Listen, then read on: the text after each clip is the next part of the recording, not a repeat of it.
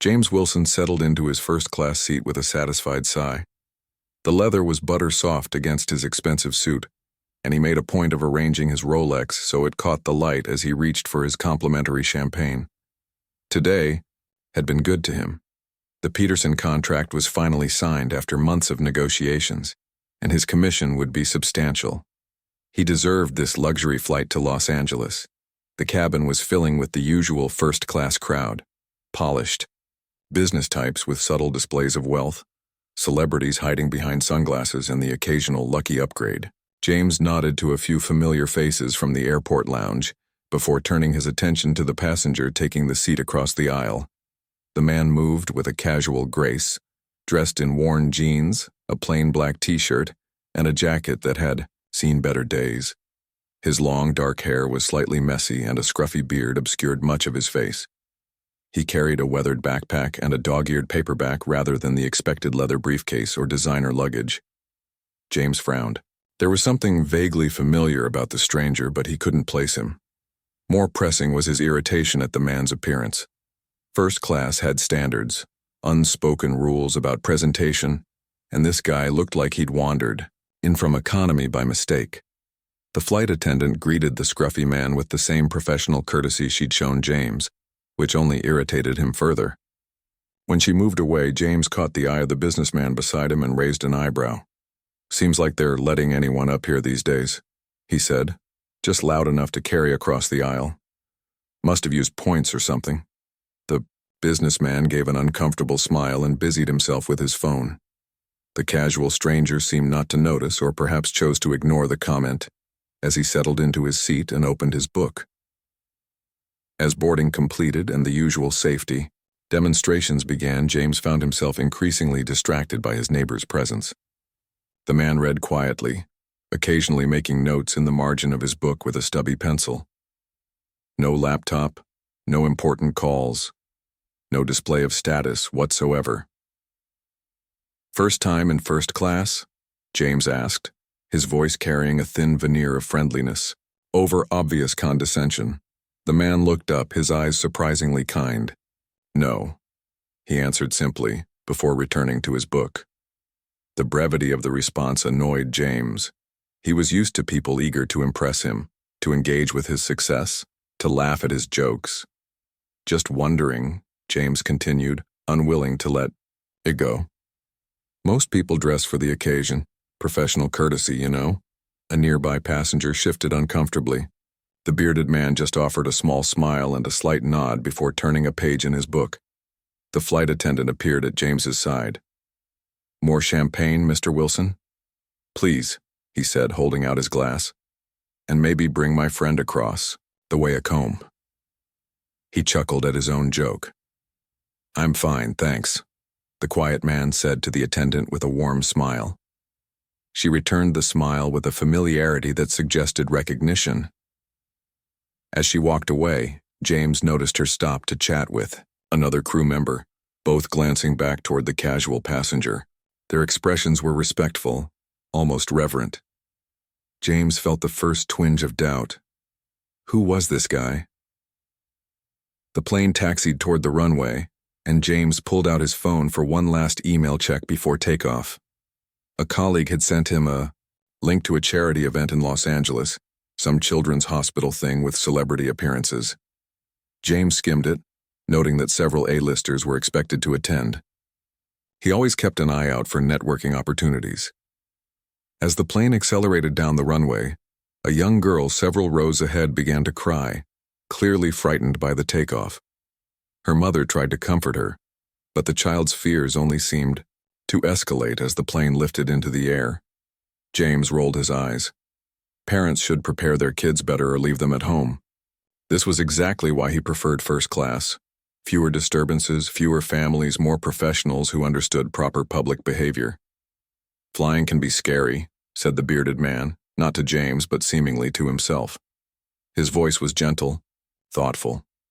"I still get nervous sometimes." James snorted. "Well, keep it to yourself if you do. Some of us are trying to relax." A woman across from them shot James a disapproving look which he ignored. The plane leveled off, and the seatbelt Sign dinged off. The flight attendant moved through the cabin, addressing passengers by name. When she reached the quiet man, she smiled warmly.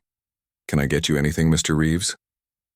James froze, champagne glass halfway to his lips.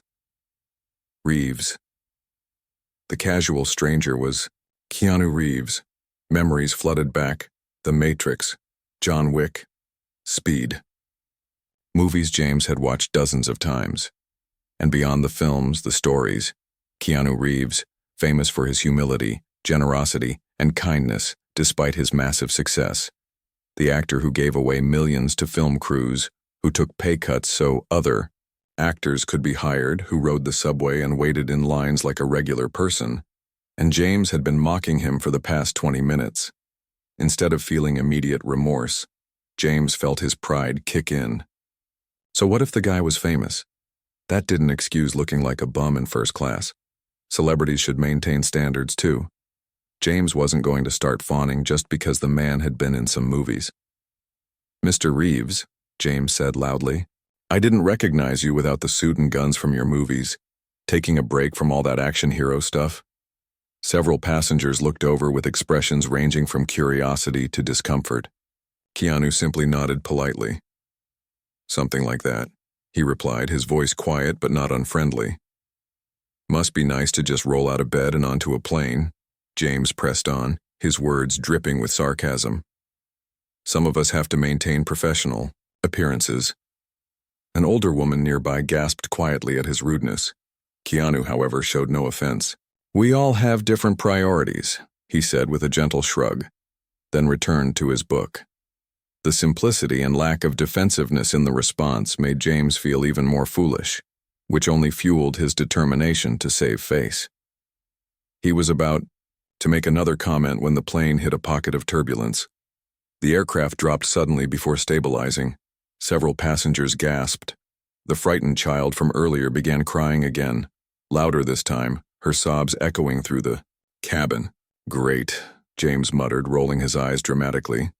"That's going to make for a pleasant flight." The turbulence settled, but the child's cries grew louder.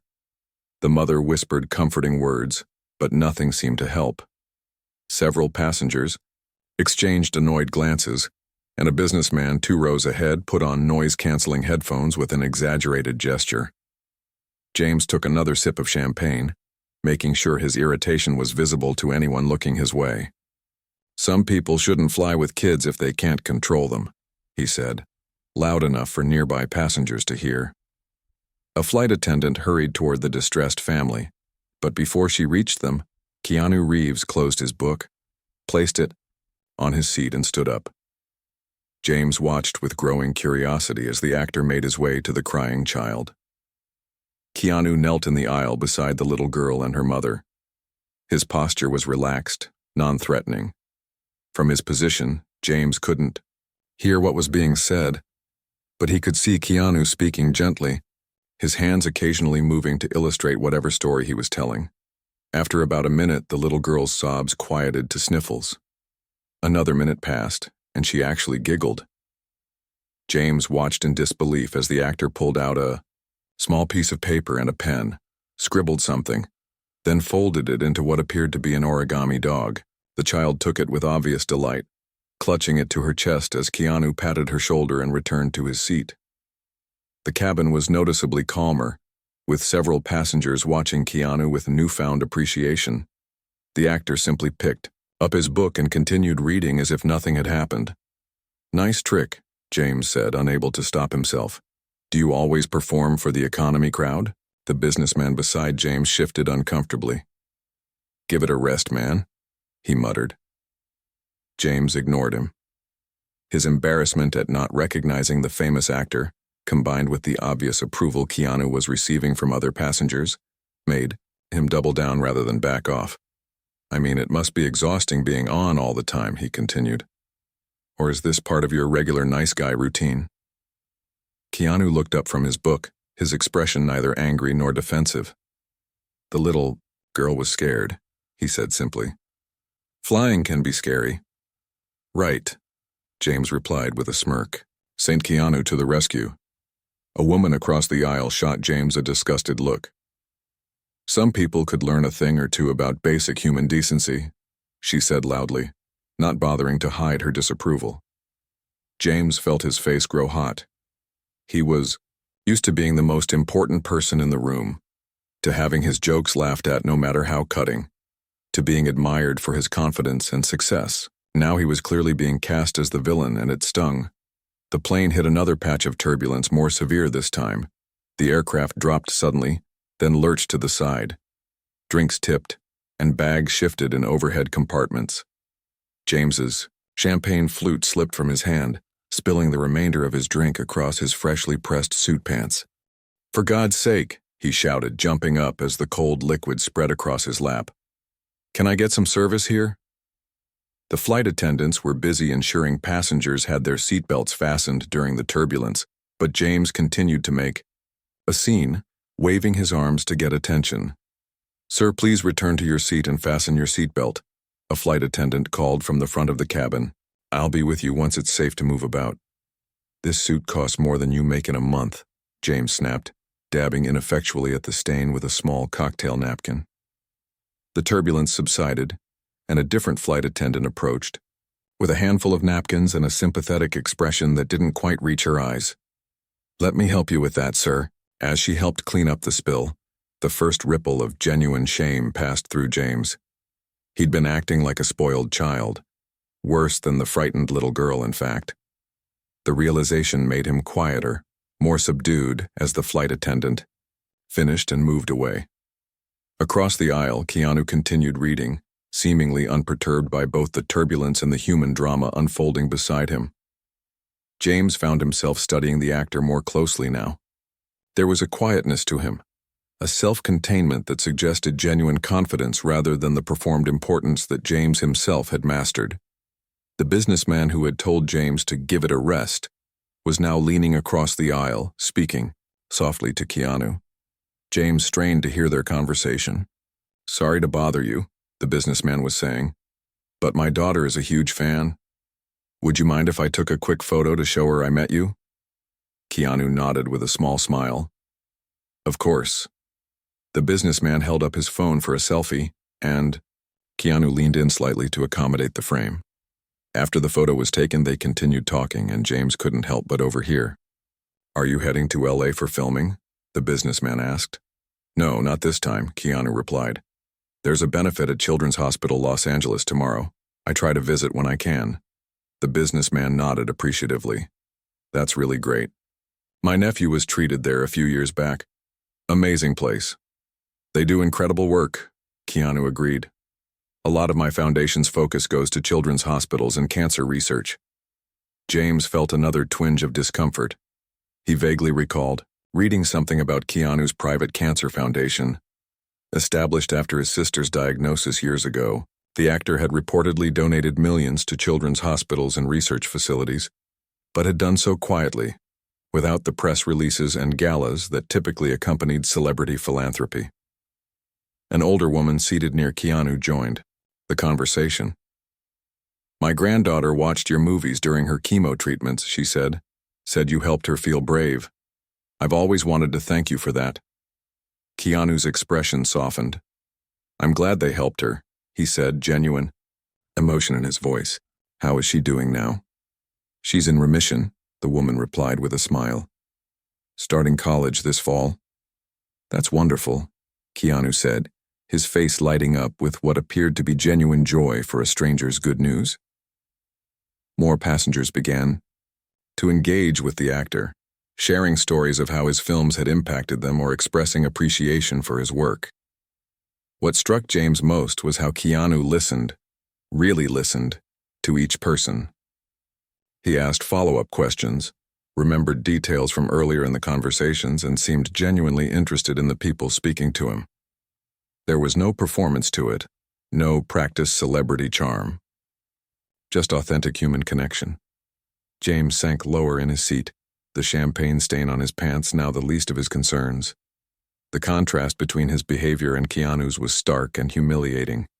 While James had been busy trying to assert his importance through mockery and displays of wealth, Keanu had quietly demonstrated actual importance through kindness and genuine human connection.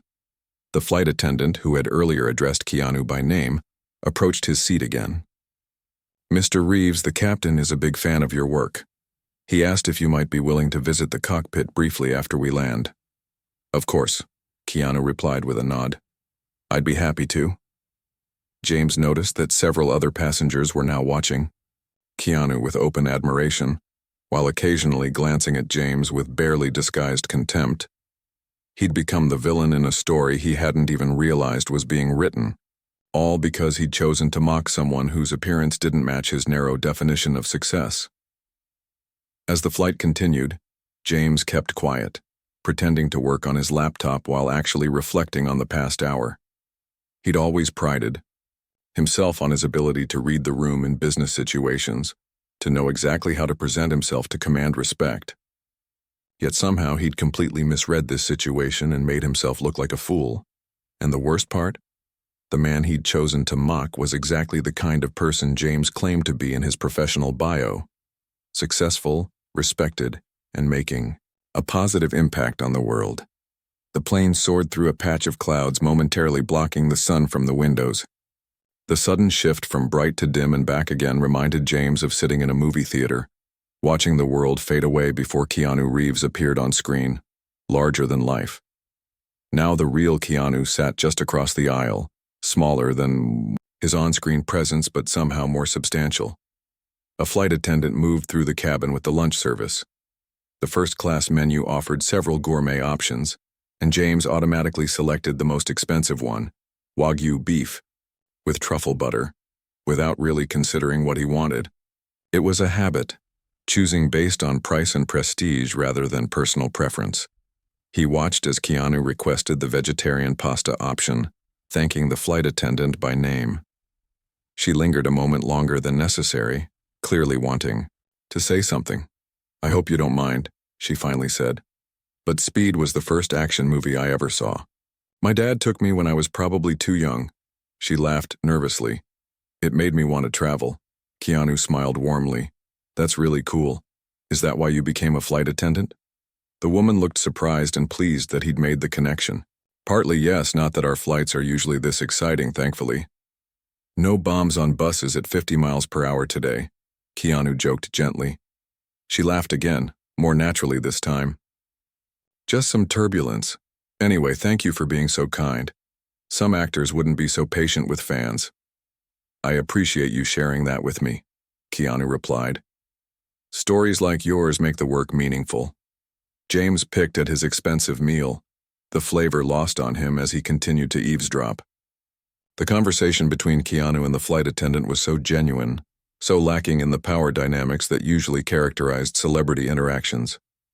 She wasn't fawning, and he wasn't condescending. They were just two people connecting over a shared memory. The little girl whom Keanu had comforted earlier appeared at the edge of the first-class cabin, clutching her origami dog. Her mother hovered anxiously behind her. "I'm so sorry to disturb you," the mother said to Keanu. "But Lily insisted on thanking you properly." Keanu set aside his lunch and turned his full attention to the child. "Hello again," he said with a gentle smile. The little girl, Lily, stepped forward shyly. "Thank you for the dog," she said, holding up the paper creation. "I named him Bill." "Bill is an excellent name for a dog," Keanu replied seriously.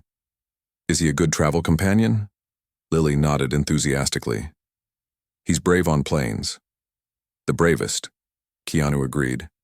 "And now you're being brave too." The child beamed at this assessment. Her mother mouthed a silent thank you over her daughter's head. "We should get back to our seats," the mother said, gently steering her daughter. "Thank you again, Mr. Reeves." "Bill and I are friends now," Lily informed her mother as they walked away, her fear of flying apparently forgotten. James felt another pang of shame as he watched the interaction. He'd complained about the child's crying rather than showing any empathy for her fear. Meanwhile, Keanu had taken the time to not only comfort her, but to create a positive memory that might change how she felt about flying for years to come. James looked down at his half-eaten meal. The Wagyu beef suddenly seemed absurdly pretentious, a perfect symbol of his misplaced priorities. The businessman who had taken a photo with Keanu earlier was now engaged in what appeared to be a deep conversation with the actor. James couldn't help but listen in. "After my brother's diagnosis, it was your foundation's research that led us to that clinical trial," the businessman was saying, his voice thick with emotion. "The doctors had given him 6 months, but that was 4 years ago." "I'm really glad to hear that," Keanu replied, his voice low and sincere. "The researchers are the real heroes there. They're doing incredible work. But it's funding that makes it possible," the businessman insisted. "And from what I understand, you've donated millions without taking any public credit." Keanu looked slightly uncomfortable with the praise. "It's not about credit," he said simply. "It's about helping where I can." James thought about his own charitable giving, which amounted to attending a few black-tie galas each year, where he could network with other executives while writing off the ticket price as a donation. He'd never considered giving anonymously or without some personal or professional benefit attached. The in-flight entertainment system suddenly flickered and the screens reset. When they came back on, the movie options were displayed, and James noticed that several of Keanu's films were featured prominently. The businessman pointed this out with amusement. "Look at that. It's a Keanu Reeves film festival up here." Keanu chuckled softly. "They always do that when they know I'm on board. It's a little embarrassing, actually." "Which one's your favorite?" the businessman asked. "Of your own movies, I mean." Keanu considered this for a moment. "That's tough. Maybe The Matrix for what it represented technically at the time. But personally, I have different connections to different films." A distinguished-looking, older gentleman across the aisle joined the conversation. "I thought your work in A Scanner Darkly was underappreciated," he offered. "Challenging material handled with real intelligence." "Thank you," Keanu replied, looking genuinely touched. "That meant a lot to me, that project." Soon, several passengers were sharing their favorite Keanu Reeves films and performances, the conversation flowing naturally between strangers who had found common ground. James remained silent, acutely aware that just an hour ago, he had been mocking the very person who was now bringing the entire cabin together through a shared appreciation of his work. The flight attendant returned to collect lunch trays. "How was everything?" she asked James. "Fine," he replied quietly, handing over his barely touched meal. She glanced at the tray with concern. "Was there something wrong with your selection, sir?" "No," James said, embarrassed. "Just not as hungry as I thought." As she moved away, James noticed that Keanu had eaten every bite of his modest pasta dish and thanked the attendant warmly as she took his tray. Another small detail that shouldn't have mattered but somehow did. The cabin lights dimmed slightly as the flight entered its cruise phase. Some passengers reclined their seats to nap, while others worked on laptops or watched movies. The social bubble that had formed around Keanu gradually dispersed as people returned to their own activities, though the atmosphere in the cabin remained noticeably warmer than before. James opened his laptop, intending to review some work documents, but found himself unable to focus. Instead, he discreetly searched for information about Keanu Reeves's philanthropy. Articles appeared describing the actor's private cancer foundation, established after his sister's battle with leukemia. Other reports detailed his habit of giving away significant portions of his earnings to film crews, taking pay cuts to allow other actors to be hired, and making substantial anonymous donations to children's hospitals. None of this was publicized by Keanu himself. The stories had emerged from others who had been impacted by his generosity, often years after the fact. James thought about his own Instagram account, where he regularly posted photos of himself at charity events with carefully crafted captions about giving back. The contrast with Keanu's quiet philanthropy made him cringe. Across the aisle, Keanu had returned to his book. James studied him surreptitiously. There was nothing flashy about the man, no designer clothes, no entourage, no demands for special treatment. Yet he carried himself with a quiet dignity that commanded more genuine respect than James had ever achieved with all his status symbols and power plays. For the first time in years, possibly since college.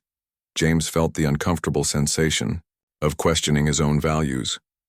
He'd built his identity around external markers of success: the executive title, the luxury car, the expensive suits, the first-class tickets.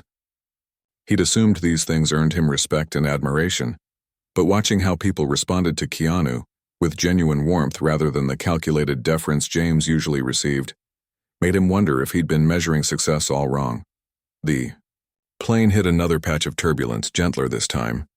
James noticed that little Lily, visible from his seat a few rows back in premium economy, clutched her paper dog but didn't cry. She even giggled as her mother pointed out the window at clouds shaped like animals. James closed his laptop and leaned back in his seat, feeling strangely empty despite the luxurious surroundings. He'd boarded this flight feeling like a success, proud of his accomplishments and confident in his superiority. Now, halfway to Los Angeles, he felt like he had missed something important along the way. The captain's voice crackled over the intercom, informing passengers they were beginning their initial descent into Los Angeles. The announcement sparked a flurry of activity as people stowed tray tables, adjusted seats, and gathered belongings. Through the windows, the California coastline appeared, a thin line separating the vast blue of the Pacific from the sprawling urban landscape. James checked his watch, a habit more than a necessity as the time was displayed on the screen in front of him. The flight had felt both longer and shorter than its actual duration, the hours stretched by his discomfort yet compressed by the unexpected turn of events. A flight attendant approached Keanu's seat. "Mr. Reeves," she said quietly, "I wanted to let you know there's a car waiting for you at the terminal. The Children's Hospital sent a representative to meet you." "Thank you," Keanu replied with a nod. "I appreciate the heads up." James couldn't help but notice the contrast to his own arrangements. He would be taking a rideshare to his hotel, where he'd attend a networking event before tomorrow's business meetings. Keanu would be heading straight to a children's hospital, bringing joy to kids fighting serious illnesses. The difference in their priorities couldn't have been more stark. The older woman who had mentioned her granddaughter leaned toward Keanu. "I don't mean to pry," she said, "but I read something about your foundation working on a new treatment approach. Is that true?" Keanu hesitated, as if careful not to overstate anything. "There's some promising research being funded, yes. Still, early stages, but the preliminary results have been encouraging." "That's wonderful," she said warmly. "My daughter, my granddaughter's mother, volunteers at a support group for parents of children with cancer. The work you're doing means so much to families like theirs." "The researchers are the ones doing the real work," Keanu replied, deflecting the praise. "I just try to help make it possible for them to continue." Another passenger joined the conversation. "My cousin's son was treated at UCLA's Children's Hospital last year. They mentioned your foundation had donated equipment for their oncology department." Keanu nodded. "They needed updated scanning technology. It helps with earlier detection and more precise treatment planning." "You saved lives with that donation," the passenger said simply. Keanu looked slightly uncomfortable with the direct praise, but accepted it graciously. "That's the hope," he said quietly. James found himself wondering what it would feel like to know your actions had genuinely saved lives. His work, negotiating contracts, maximizing profits, climbing the corporate ladder, suddenly seemed hollow in comparison. He'd always justified his pursuit of wealth and status as winning the game of life, but Keanu seemed to be playing an entirely different game with much more meaningful stakes. The businessman who had been chatting with Keanu earlier turned the conversation to the actor's motorcycle collection, a topic that clearly brought Keanu genuine joy. James listened as Keanu described the custom bikes he'd helped design through his company. Arch Motorcycle, his voice animated and enthusiastic as he talked about engineering details and performance specifications. "It's more than a hobby," Keanu explained. "It's about creating something real, something that combines artistry and function." "Have you always been interested in motorcycles?" the businessman asked. "Since I was a kid," Keanu confirmed with a smile. "There's something about the freedom of it, the direct connection to the machine and the road." James had briefly considered, buying a motorcycle in his 30s but had opted for a luxury sports car instead. Better for his image, he'd thought at the time. Listening to Keanu talk about his genuine passion made James realize he'd made most of his major life decisions based on appearances rather than authentic interest or joy. The plane descended through a layer of clouds, the cabin lights brightening, as they broke through into clear air. Below them, Los Angeles spread out in all directions, a vast grid of streets and highways, punctuated by clusters of skyscrapers and the occasional green space. "Almost home," Keanu remarked, looking out the window with what seemed like genuine appreciation for the view. "Do you live in LA full-time?" asked the businessman. "When I'm not filming elsewhere," Keanu replied. "Been there for years now. It's home." James had always viewed Los Angeles as a place to visit for business and networking, a city defined by industry connections rather than community. Hearing Keanu refer to it as home with such simple sincerity made him wonder what it would be like to feel truly connected to a place rather than just passing through. The cabin crew began final preparations for landing, checking that all passengers were properly seated with belts fastened. The plane banked gently, aligning with the runway approach. James felt the familiar sensation of his stomach lifting slightly as they dropped altitude more quickly. Little Lily, still visible a few rows back, was clutching her paper dog and looking out the window with excitement rather than fear now. Her mother caught Keanu glancing back to check on them and gave him a grateful smile. The businessman beside Keanu closed his laptop and stowed it. "I want to thank you," he said to the actor, "not just for being kind about the photo and everything, but for what you said about your foundation. My brother's doing well now, but when he was first diagnosed, it was the darkest time for our family. Knowing there are people like you putting resources toward finding better treatments, it gives people hope." "Hope matters," Keanu agreed simply. "Sometimes it's what gets people through the hardest days." James thought about how he'd never really considered the concept of hope in his professional life. He'd thought in terms of targets, achievements, competitors to beat. The idea of his work providing hope to others was entirely foreign to him. The landing gear deployed with a mechanical thud that vibrated through the cabin. The plane descended the final few thousand feet, the ground rushing up to meet them as the pilot executed a smooth touchdown. The engines roared in reverse thrust and the plane gradually slowed to taxiing speed. As they made their way toward the terminal, passengers began gathering their belongings and checking phones that had been in airplane mode during the flight. James noticed Keanu remained seated calmly, in no rush despite the car waiting for him, allowing others to retrieve items from overhead compartments without adding to the congestion in the aisles. The captain's voice came over the intercom again, thanking everyone for flying with them and announcing the local time and weather. He added, "And a special thank you to Mr. Keanu Reeves for flying with us today. The crew and I are big fans." A ripple of appreciative murmurs and smiles spread through the cabin. Keanu acknowledged the mention with a modest nod and small wave toward the cockpit. The plane came to a complete stop at the gate and the seatbelt sign dinged off. Passengers stood, stretching after the long flight and retrieving bags from the overhead bins. James remained seated, suddenly unsure how to proceed. Throughout the flight, he'd been rude and dismissive to someone who had shown nothing but kindness to everyone around him. The thought of simply walking off the plane without acknowledging his behavior felt wrong, yet the prospect of apologizing was deeply uncomfortable.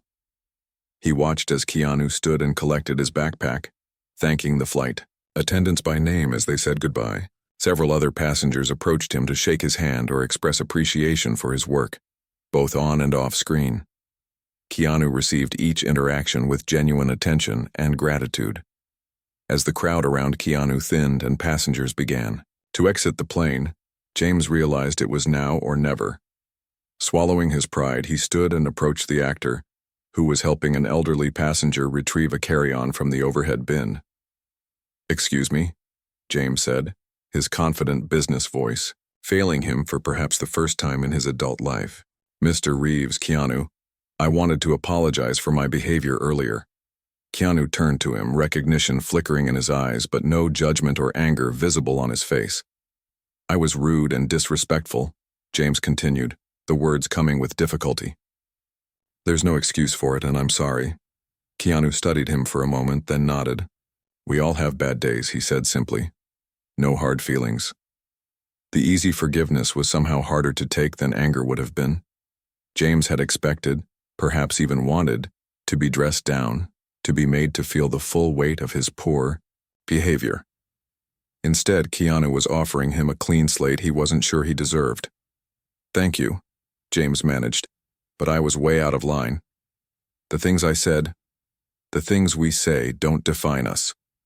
Keanu replied, his voice quiet enough that only James could hear. It's what we do next that matters. With that simple statement, he gave James a small nod, shouldered his backpack and moved toward the exit, stopping briefly to thank the captain and first officer who had emerged from the cockpit to greet him. James stood there for a moment, letting Keanu's words sink in. It's what we do next that matters. Not a dismissal of his bad behavior, but an invitation to do better, to be better, moving forward. As he finally made his way off the plane, James saw Keanu in the jetway, surrounded by a small group of people holding colorful welcome signs. Among them was a woman in hospital scrubs and several children who were clearly patients, judging by their medical masks and, in one case, a wheelchair. The children were beaming with excitement, holding up drawings they'd made for the actor. Keanu knelt down to eye level with the kids, giving each of them his full attention as they presented their artwork.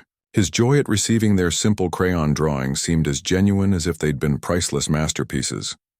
James stood to the side of the terminal walkway, his carry-on bag forgotten at his feet, as he watched the scene unfold. The children surrounding Keanu radiated pure joy despite their obvious medical challenges. One boy had no hair, likely from chemotherapy. A girl wore a surgical mask and had an IV port visible on her arm. Another child sat in a wheelchair decorated with superhero stickers. What struck James most was how Keanu transformed in their presence.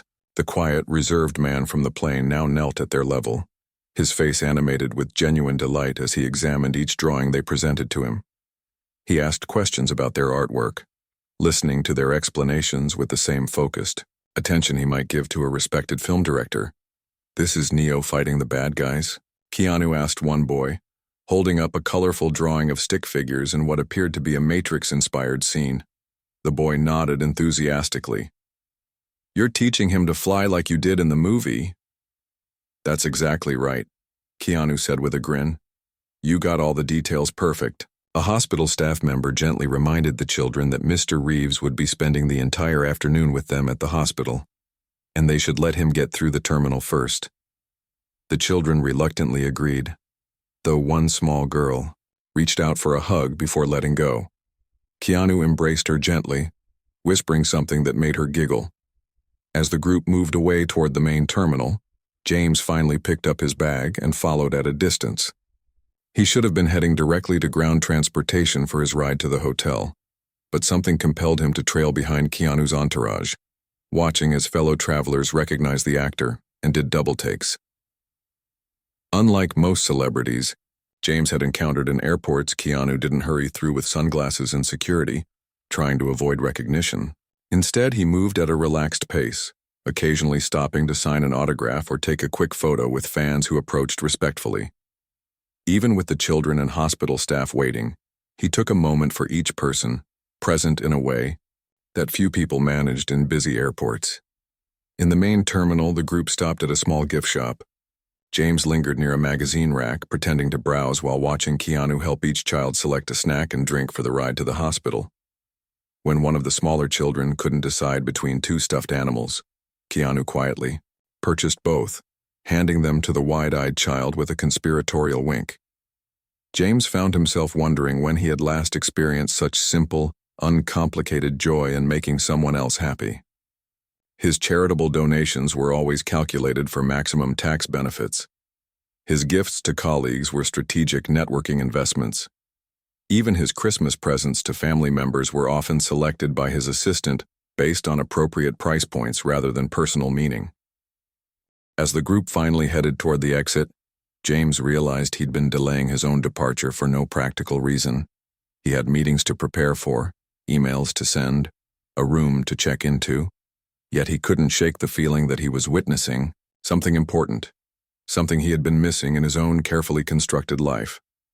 Outside the terminal, the hospital van waited while Keanu helped the children board, carefully assisting the child in the wheelchair up the ramp. The staff member who appeared to be in charge spoke with Keanu briefly, showing him something on a clipboard.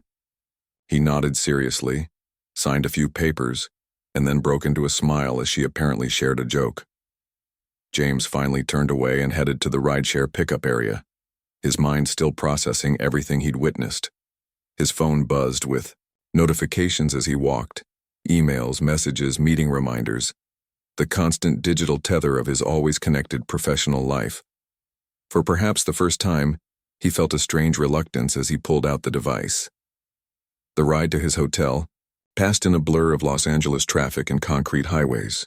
The driver attempted small talk, but James responded with distracted one-word answers, his thoughts still back at the airport. When they arrived at the upscale downtown hotel, James tipped generously, something he rarely did, and made his way to the front desk. "Welcome to Los Angeles, Mr. Wilson." The receptionist greeted him after taking his ID. "We have you in one of our executive suites for 3 nights. Will you be needing anything special during your stay?" James started to launch into his usual list of requirements: specific pillows, room location preferences, minibar requests, but stopped himself. "No," he said simply. "The regular suite will be fine, thank you." The receptionist looked slightly surprised but nodded pleasantly. "Very good, sir. You're all set in room 1542. The elevator is to your right."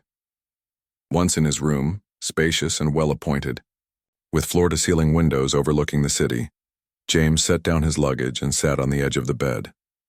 Usually, he would immediately unpack, order room service, and begin preparing for his meetings. Instead, he found himself staring out at the Los Angeles skyline, thinking about Keanu Reeves and the children from the hospital.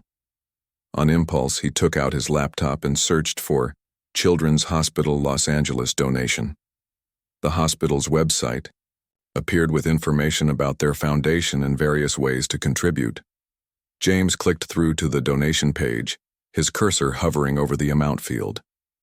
In the past, his charitable giving had been carefully calculated, enough to look good on paper but never enough to significantly impact his lifestyle or financial goals.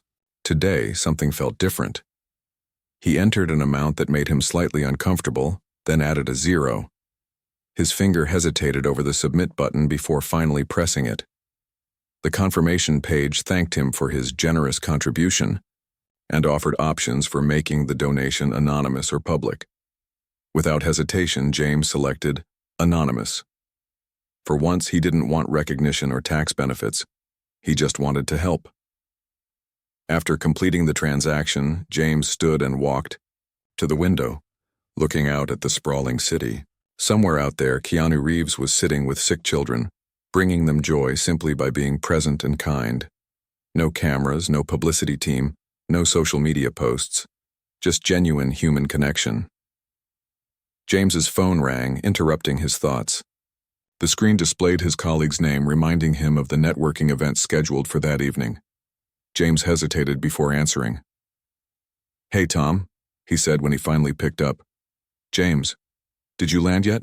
We've got that mixer at 7, and I've already talked you up to half the executives who'll be there. The Peterson contract has them all buzzing." James gazed out at the darkening sky. "Actually, Tom, I don't think I'll make it tonight." "What?" "But this is why we scheduled the trip around this event. Everyone's expecting you to—" "Something came up," James interrupted. "Family matter." The lie felt necessary, though he wasn't entirely sure why he couldn't simply say he needed some time to think. "Oh." Tom's voice shifted from annoyed to concerned. "Everything okay?" "It will be," James replied. "I'll see you at the meeting tomorrow." After ending the call, James loosened his tie and removed the expensive suit jacket he'd been wearing since before the flight. The champagne stain on his pants had dried to a barely visible mark, yet it seemed to represent something significant, a small imperfection in his carefully maintained image of success. He changed into more casual clothes from his suitcase and ordered a simple dinner from room service. While waiting, he flipped through channels on the television, stopping when he saw a news segment about the children's hospital benefit that Keanu was attending. The reporter stood outside the hospital, explaining that several celebrities had made appearances, but the children were especially excited about Keanu Reeves's visit. A brief clip showed Keanu reading a story to a group of young patients, his expression animated as he did different voices for the characters. Sources tell us that Reeves spent over 4 hours with the children, the reporter continued. Much longer than the scheduled appearance. Hospital staff noted that he visits regularly but avoids publicity for these events. James turned off the TV and walked back to the window. The city lights twinkled below, millions of lives intersecting in countless ways. For most of his adult life, he had viewed success as a zero-sum game. His win meant someone else's loss. Today had shown him a different perspective, one where success might be measured in the positive impact you had on others.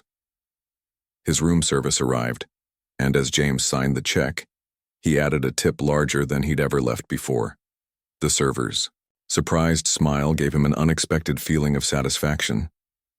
Later, as he prepared for bed, James found himself thinking about what awaited him back home after this business trip. His expensive apartment filled with rarely used luxury items. His calendar packed with meetings and networking events. His relationships mostly superficial connections based on professional advantage rather than genuine affection or shared values. For the first time in years, perhaps decades, James allowed himself to consider a different path forward. Not an abandonment of his career or achievements, but a realignment of priorities. A life where success might include kindness and human connection alongside professional accomplishments. He thought of Keanu's parting words to him. It's what we do next that matters. Simple wisdom from a man who lived by example. James picked up his phone one last time before sleep, opening his calendar app. His thumb hovered over the screen momentarily before he began deleting and rescheduling appointments, creating a full day with no commitments the following week. In the empty space, he added a new event. Volunteer, Children's Hospital. It was a small step, perhaps even a symbolic one. James had no illusions that a single day of volunteering would transform him into a different person. Real change would require consistent effort and honest self-reflection, but everyone had to start somewhere. Outside his hotel window, a plane crossed the night sky, its lights blinking steadily against the darkness. James watched until it disappeared from view, wondering about the lives of those on board. Perhaps someone up there was having their own moment of revelation, their own chance to reconsider what truly mattered. He thought of little Lily with her paper dog, facing her fears with newfound courage, of the children at the hospital, finding joy despite their challenges, of Keanu Reeves using his success not for self-aggrandizement, but to ease others' suffering. As James finally drifted toward sleep, he felt something he hadn't experienced in a very long time, a sense of possibility, of paths not yet taken but still available to him. Tomorrow would bring its challenges and obligations, but tonight, for the first time in longer than he could remember, James Wilson felt hopeful about what might come next.